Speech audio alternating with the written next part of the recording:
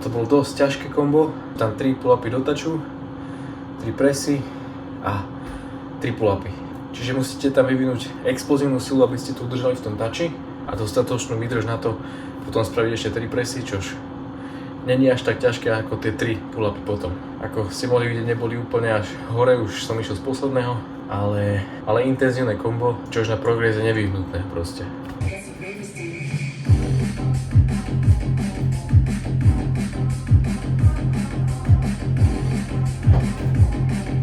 Čiže teraz na striedačku išiel som po fronte planche, čisto iba kliky. Tá forma, musím to tam vylepšiť, ešte to není bohvie čo. Čiže idem čisto len full planche push-upy, kým vládzem, až potom znižím tú progresiu, keď už cítim, že forma je úplne mimo, alebo respektíve, že nevládzem už vôbec.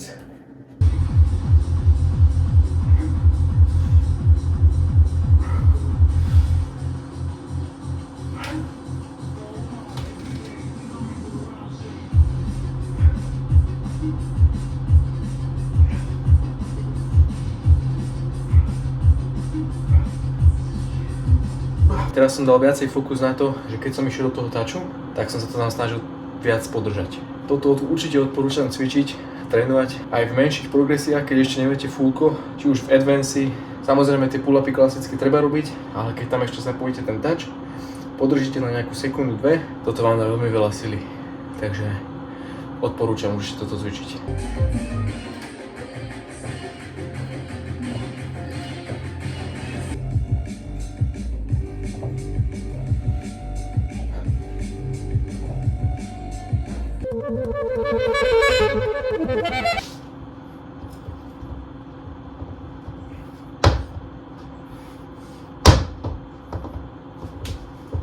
Čiže na začiatku tréningu vždycky skúšam 1 až 3 sety toho najťažšieho, čo spravím. Ale to je vždycky dobre otestovať si tú silu, aby sa to telo aj adaptovalo potom na tie ťažšie prvky.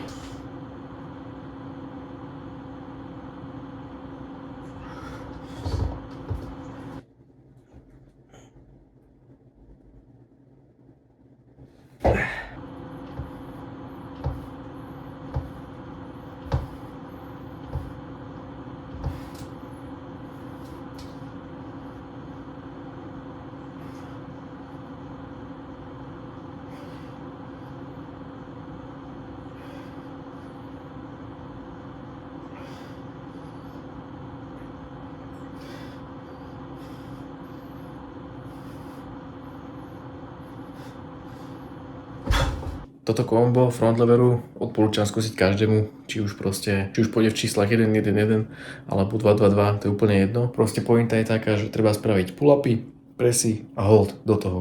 Toto je podľa mňa jedno z najlepších komb na to, keď chcete zvýšiť silu, alebo jednoducho skvalitniť ten front lever, precítiť tie svaly a tým pádom porastiete.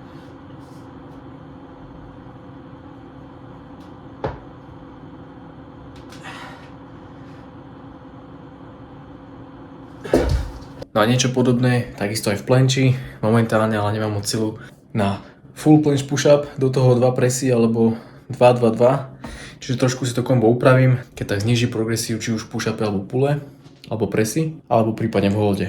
Aj podľa sily, ako sa cítite v ten daný tréning, ale určite aby to bolo na tej hranici, že je to pre vás taká výzva, hej, že nebude to úplne ľahké, ale zase ani úplne na tom maxime.